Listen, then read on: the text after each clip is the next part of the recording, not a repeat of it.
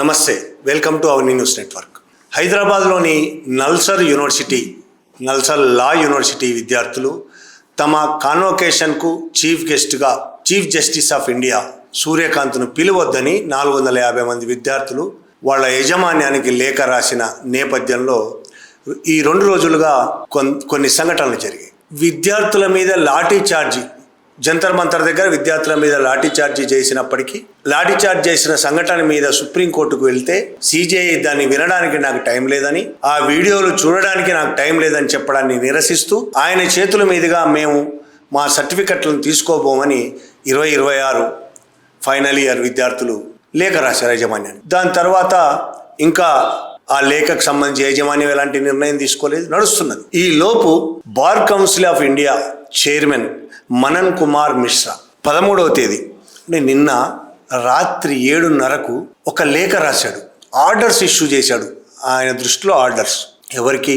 NALSAR vice ఛాన్సలర్కు, దేశంలోని అన్ని bar కౌన్సిల్స్కి ఏమని ఆర్డర్స్ ఇష్యూ చేశాడు. 2026లో బయటికి వెళ్తున్న బ్యాచ్ను ఎవ్వరు ఏ బార్ కౌన్సిల్ కూడా నమోదు చేసుకోవడానికి వీల్లేదు. మళ్ళీ మేము ఆర్డర్స్ ఇచ్చేదాకా ఏ బార్ కౌన్సిల్ కూడా నమోదు చేసుకోవడానికి వీల్లేదు. ఆ విద్యార్థులందరి మీద చర్యలు తీసుకోవాలని ఛాన్సలర్కు, నమోదు చేసుకోవద్దు అన్ని బార్ కౌన్సిల్స్, అన్ని రాష్ట్రాల బార్ కౌన్సిల్కి ఆర్డర్స్ పాస్ చేశాడు. ఎవరు? Manan Kumar Mishra, bar council of India chairman. నిన్న సాయంత్రం 7:20 కరెక్ట్గా 2 గంటల్లో యూటర్న్ తీసుకొని మళ్ళీ ఒక ఆర్డర్స్ పంపించాడు. విద్యార్థుల నమోదు చేసుకోవడం అనే ఆర్డర్ను వెనక్కి తీసుకుంటున్నాం. ఏ రాష్ట్రంలో అయినా విద్యార్థులను నమోదు చేసుకోవచ్చు. అయితే ఛాన్సలర్కు రాస్తూ ఛాన్సలర్కు ఇంకో మాట చెప్పాడు. ఎవరైతే విద్యార్థులను రెచ్చగొట్టారో, లేకపోతే విద్యార్థులు ఎవరైతే ఈ విషయంలో ముందుండి నడిపించారో సిజేఐని రావద్దని, వాళ్ళందరి మీద విచారణ జరిపి చర్యలు తీసుకోవాలి. ఆ చర్యలు తీసుకోవాలి. ఆ చర్యలకు సంబంధించి నాకు మళ్ళీ వివరాలు తెలియజేయాలి అని మళ్ళీ ఒక లేఖ రాశాడు. 2వ లేఖ విత్డ్రా చేసుకుంటూ రాసిన లేఖ 8:45 ఫస్ట్ 7:20 రాసిన లేఖ విత్డ్రా చేసుకుంటూ దాదాపు 2 అవర్స్ కూడా పూర్తి కాదు, 7:20, 8:20, 1 అవర్ 1:25 తన ఆర్డర్స్ను వెనక్కి తీసుకు ఏమై ఉంటుంది దాని గురించి కూడా మాట్లాడుకుందాం. అందులో సంబంధిత వ్యక్తులపై విచారణ జరిపి ఆ నివేదికను నల్సర్ వైస్ ఛాన్సలర్ మాకు సమర్పించాలి అని ఆయన రాసిన తర్వాత నల్సర్ వైస్ ఛాన్సలర్ ఒక ప్రెస్ రిలీజ్ విడుదల చేశాడు. నిజంగా కూడా చాలా అద్భుతమైన ప్రెస్ రిలీజ్ అది వైస్ ఛాన్సలర్ రిలీజ్ చేసింది. ప్లస్ నిబంధనలు ఎట్లా పాటించాలి అనే దానికి నిదర్శనం. బార్ కౌన్సిల్ ఆఫ్ ఇండియా నుంచి 13 నిన్న రాత్రి ఇది కూడా బార్ కౌన్సిల్ ఆఫ్ ఇండియా నుంచి 13 ఆగస్టు 2026 తేదీతో నల్సర్ యూనివర్సిటీకి ఒక లేఖ అందింది. అందులో 2026 బ్యాచ్కి చెందిన BA LLB ఆనర్స్ కోర్సు పూర్తి చేసిన విద్యార్థులందరి ఎన్రోల్మెంట్ను అనుమతించవద్దని ఆదేశించింది. అలాగే రాబోయే కాన్వొకేషన్కు సంబంధించి ఇటీవల జరిగిన పరిణామాల్లో పాల్గొన్న వ్యక్తులపై విచారణ నివేదికను యూనివర్సిటీ సమర్పించాలని కోరింది. ఆ తర్వాత 13 ఆగస్టు అదే రోజు 2026 13 ఆగస్టు అదే రోజు అదే డేట్తో బార్ కౌన్సిల్ ఆఫ్ ఇండియా మరో లేఖను పంపింది. ఆ లేఖలో 2026 బ్యాచ్కి చెందిన నల్సర్ గ్రాడ్యుయేటింగ్ విద్యార్థుల ఎన్రోల్మెంట్ను నిలిపివేయాలని రాష్ట్ర బార్ కౌన్సిల్కి ఇచ్చిన ఆదేశాన్ని ఉపసంహరించుకుంది. అదే లేఖలో ఇంతకుముందే చెప్పాను ఉపసంహరించుకున్నట్టు ఆ లేఖలో వైస్ ఛాన్సలర్కు రాసింది. ఆ వైస్ ఛాన్సలర్ తన ప్రెస్ రిలీజ్లో చెప్తున్నాడు. అయితే 2వ లేఖలో సంబంధిత వ్యక్తులపై విచారణ నివేదికను వైస్ ఛాన్సలర్ సమర్పించాలనే నిబంధన కొనసాగించింది. నిబంధన అలాగే ఉంచింది. అంటే విచారణ ఎవరైతే ఈ మొత్తం సంఘటనలకు కారణం, సంఘటనలు అంటే అక్కడ ఏం జరగలేదు, గొడవ జరగలేదు, హింస జరగలేదు, దాడులు ఏమి జరగలేదు. వాళ్ళు లేఖ రాశారు. విద్యార్థులు లేఖ రాసినందుకే ఇంత హడావుడి. దాని మీద వైస్ ఛాన్సలర్ ఏమంటాడంటే, ఈ అభ్యర్థన స్వభావాన్ని దృష్టిలో ఉంచుకొని ఇటువంటి విచారణ నిర్వహించడం యూనివర్సిటీకి ఉన్న అధికారాల పరిధిలో రాజ్యాంగబద్ధమైన చర్య అవుతుందా లేదా అంశాన్ని నల్సర్ యూనివర్సిటీ పరిశీలించాల్సిన అవసరం ఉన్నది.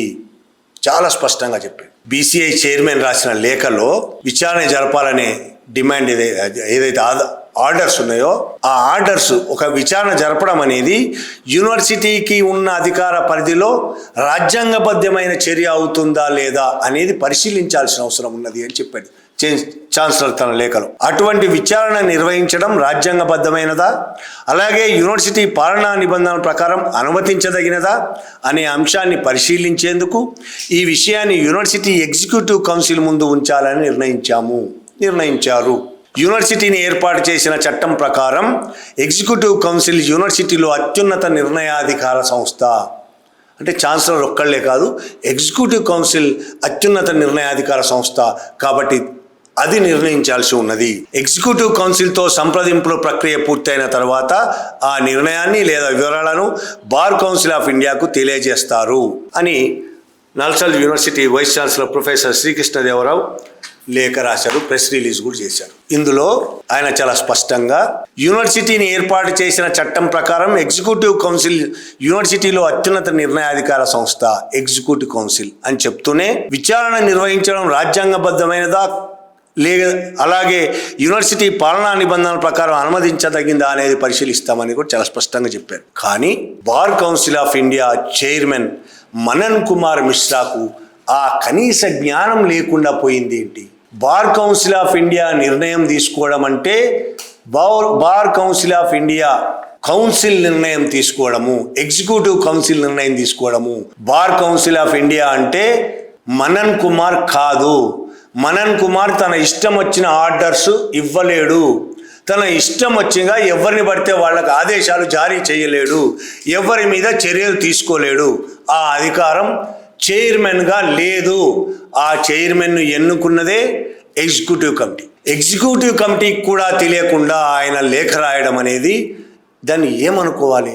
అహంకారం అనుకోవాలా, లేదంటే తన పై నాయకులు బీజేపీ నాయకులను మచ్చిక చేసుకోవడం కోసం, వాళ్ళని మెప్పించడం కోసం, వాళ్ళ కళ్ళల్లో ఆనందం చూడడం కోసం చేసిన వ్యవహారం ఇది. అసలు ఆయన మొదట రాసిన రెండోసారి సరే విత్డ్రా చేసుకున్నది వేరే విషయం, కానీ ఆయన చాలా కాలంగా లాయర్ కూడా. చట్టం గురించి ఆయనకు తెలియాలి, రాజ్యాంగం గురించి తెలియాలి. మొదట వాళ్ళు ఎవరిని ఎక్కడ నమోదు చేయకుండా, ఏ రాష్ట్రంలోని బార్ కౌన్సిల్ నమోదు చేయకుండా ఆర్డర్స్ ఇవ్వడంలో చట్టబద్ధత ఉందా, కనీస చట్టబద్ధత ఉన్నదా అనే అంశం ఆయనకు తెలుసా? ఒకటి, చైర్మన్గా బీసీఐ కౌన్సిల్ ఎగ్జిక్యూటివ్ కౌన్సిల్ కాకుండా చైర్మన్ ఒక్కడే ఆదేశాలు ఇచ్చే అధికారం ఆయనకు లేదు. ఇంకొక ముఖ్యమైన విషయం, ఆయన ఆదేశాలను అలాగే కొనసాగించి ఉంటే ఆయన రాజీనామా చేయాల్సిన అవసరం వచ్చేది. ఇప్పటికి కూడా రాజీనామా చేయాలి ఆయన. నిజానికి కాక్రోచ్ జనతా పార్టీ ఆ డిమాండ్ కూడా చేస్తున్నది. హైకోర్టుకు వెళ్తే వాళ్ళు ఆ విద్యార్థులందరూ తెలంగాణలో ఉంది కాబట్టి తెలంగాణ హైకోర్టుకు వెళ్తే ఆ మనన్ కుమార్ గారి సంగతి ఏందో తెలియదు. రాజ్యాంగంలోని ఆర్టికల్ 14 ఏకపక్ష వర్గీకరణ సామూహిక శిక్ష అది చెల్లదు. ఆర్టికల్ 14 19/1/A వాక్ స్వేచ్ఛ, భావ ప్రకటన స్వేచ్ఛ, దాని కింద కూడా ఆయన ఇచ్చిన ఆర్డర్స్ చెల్లవు. ఆర్టికల్ 19/1/G ప్రొఫెషన్ను చేపట్టే హక్కు ఇస్తుంది ఆర్టికల్, అది కూడా ఆయన ఇచ్చే ఆర్డర్ చెల్లదు. ఆర్టికల్ 21 జీవనోపాధి మీద, వృత్తి మీద, ఆ వృత్తి జీవనోపాధి ఎంచుకోకుండా వృత్తి చేయకుండా ఇచ్చే అలాంటి ఆర్డర్స్ను రాజ్యాంగం ఒప్పుకోదు. ఇక దీనికి సంబంధించి న్యాయవాదుల చట్టానికి సంబంధించి కూడా న్యాయవాదుల చట్టంలో సెక్షన్ 24, 24A, 25, 26 వీటికి కూడా ఇవి వ్యతిరేకమే. వివరాలు కావాలంటే ఒకసారి న్యాయవాదుల చట్టం ఏంటి అనేది మీరు అడిగినా చెప్తుంది. ఇంకా కొన్ని వివరాలు మాత్రం నేను చెప్పగలుగుతాను. న్యాయవాదుల చట్టం సెక్షన్లు 24, 24A, 25, 26 ఏం చెప్తాయి?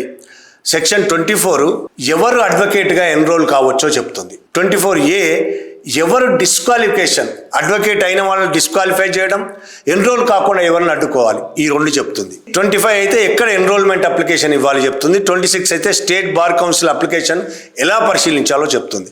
వీటన్నిటికి కూడా ఆ వివరాలు మొత్తం ఒకవేళ మీరు ఇంకా వివరంగా చూడదలుచుకుంటే ఆ మొత్తం సెక్షన్స్కి ఇందులో ఒక్క డిస్క్వాలిఫికేషన్ అనేది అప్లై చేయొచ్చు. ఆ అప్లై చేయడం కూడా డిస్క్వాలిఫికేషన్ ఎన్రోల్ కావడానికి ఎవరు అనర్హులు అనే దాంట్లో ఈ విధంగా భావ ప్రకటన స్వేచ్ఛ, ఒక సీజేఐని కావచ్చు, ప్రధానమంత్రిని కావచ్చు, బీసీఐ చైర్మన్నే కావచ్చు, ఎవరినైనా విమర్శిస్తూ వాళ్ళు మా కాన్వకేషన్కు రావద్దు అని లేఖ రాయడం డిస్క్వాలిఫికేషన్, లేదంటే ఎన్రోల్మెంట్ కాకుండా అడ్డుకోలేదు చట్టము, అది చట్ట వ్యతిరేకము ఆయన చేసిన పని.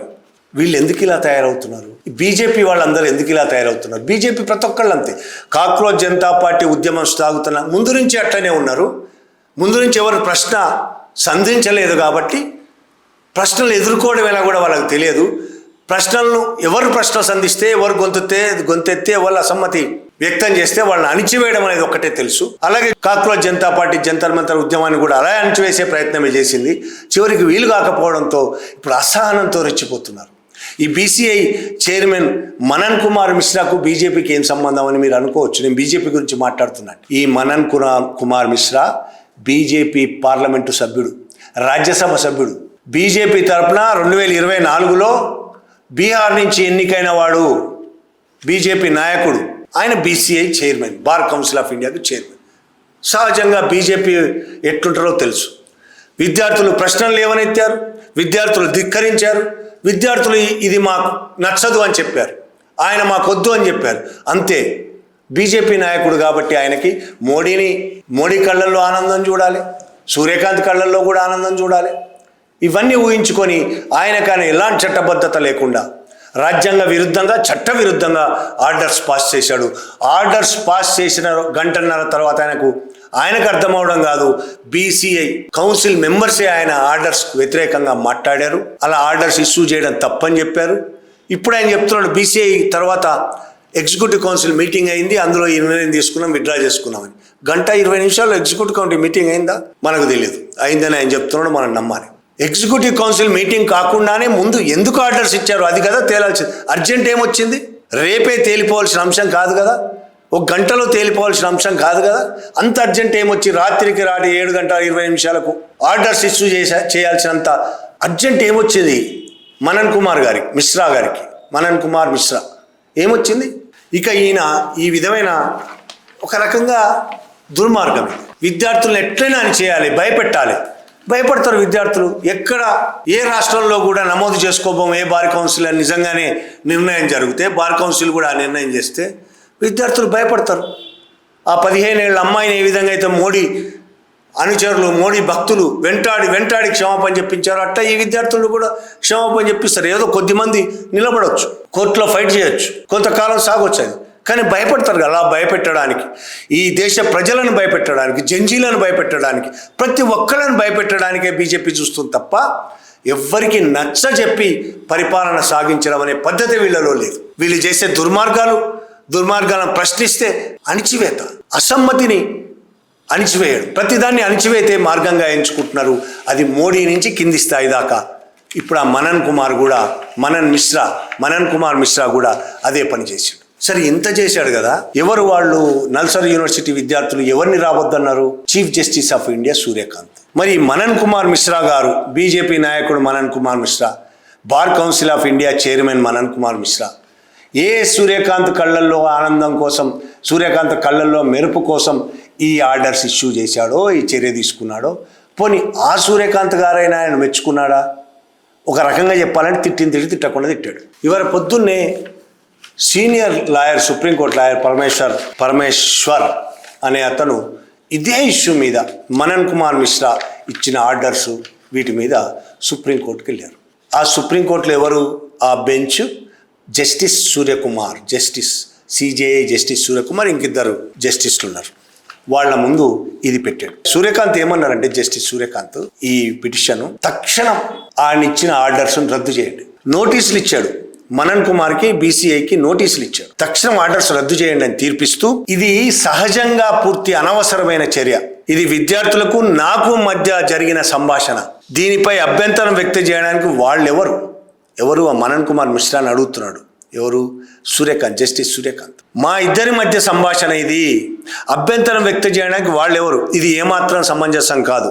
నా విద్యార్థి దశలో నేను కూడా విద్యార్థి కార్యకలాపాల్లో చురుకుగా పాల్గొన్నాను. వాళ్ళు ఒకవేళ తప్పు చేశారని అనుకున్నా వారికి నిరసన తెలిపే హక్కు ఉన్నది. అందులో బార్ కౌన్సిల్ ఆఫ్ ఇండియాకి ఎలాంటి సంబంధం లేదు. ఇది CJI chief justice of India Surya Kant సుప్రీంకోర్టులో అన్న మాటలు. నల్సార్ యూనివర్సిటీ విద్యార్థులైనా లేదా ఇంకే విద్యార్థులైనా, అధ్యాపకులైనా, మరే ఇతర జాతీయ న్యాయ విశ్వవిద్యాలయాల పైనైనా బీసీఐ ఎటువంటి శిక్షాత్మక చర్యలు తీసుకోకూడదు స్పష్టంగా తన తీర్పులో చెప్పారు సూర్యకాంత్. ఇంకా ఇద్దరు జడ్జిలు. బీసీఐకి ఎటువంటి అధికారం లేదు. లా యూనివర్సిటీల్లో కానీ ఇతర లా విద్యార్థుల మీద కానీ అధ్యాపకుల మీద కానీ చర్యలు తీసుకునే అధికారం బార్ కౌన్సిల్ ఆఫ్ ఇండియాకు లేదు. చాలా స్పష్టంగా చెప్పారు. నోటీసులు జారీ చేయండి. ఈలోగా ఏ జాతీయ న్యాయ విశ్వవిద్యాలయం లేదా న్యాయ కళాశాలల విద్యార్థులు లేదా అధ్యాపకులపై ఎటువంటి శిక్షాత్మక చర్యలను తీసుకోకూడదు. బీసీఐ నోటీసులు ఇష్యూ చేసి బీసీఐకి 2 వారాల్లోగా కౌంటర్ అఫిడవిట్ దాఖలు చేయాలని ఆర్డర్ ఇచ్చారు. నల్సార్ యూనివర్సిటీకి కూడా ఆదేశించాలి. ఎలాంటి శిక్షాత్మకమైన చర్యలు తీసుకోవద్దు విద్యార్థుల మీద అని. ఇంక ఇలా అన్నాడు ఆయన. చిన్న వయసులో ఎవరైనా తప్పుడు వ్యాఖ్యలు చేసినంత మాత్రాన వారికి నిరసన తెలిపే హక్కు లేదని అర్థం కాదు. దయచేసి విద్యార్థులందరికీ చెప్పండి, వారు నమోదు చేసుకొని సుప్రీంకోర్టు బార్లో చేరాలి. సుప్రీంకోర్టులో చేరమని విద్యార్థులకు చెప్తున్నాడు ఆయన.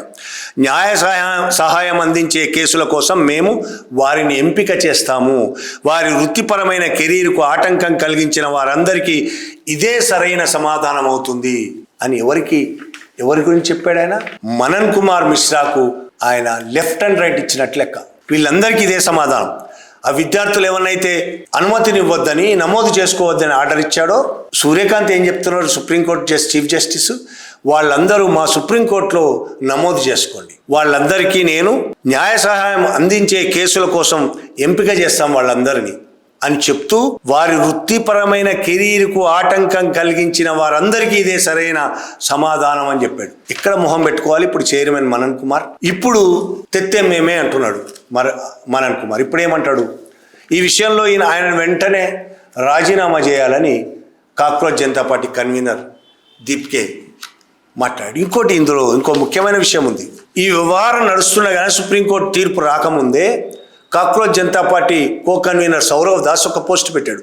అదే పోస్టుగా చాలా మంది నెటిజన్లు పోస్టులు పెడుతున్నారు. ఈ మనన్ కుమార్ ఎంతగా ఫండ్స్ని దుర్వినియోగం చేశాడు అనడానికి వివరాలతో సహా పోస్టు పెట్టి ఇప్పుడు మనన్ కుమార్ హిస్టరీ అంతా బయటపడుతున్నది.